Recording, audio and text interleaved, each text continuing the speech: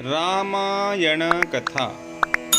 रावण कनकदंड काहाठारू पाइथिला?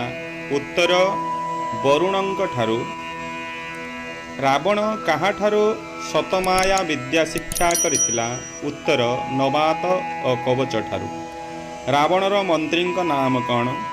उत्तर प्रहस्थ।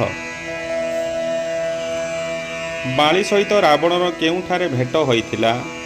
उत्तर पातालपुर रे। पातालपुर रे रावण काहार कुंडल उठाई पारिला नाही? उत्तर हिरण्यकशिपुर।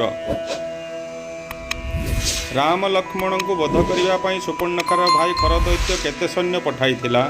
उत्तर 14,000 सैन्य। 14,000 राक्षसंक सह त्रिशिरा खर और दूषण को किए वध कले?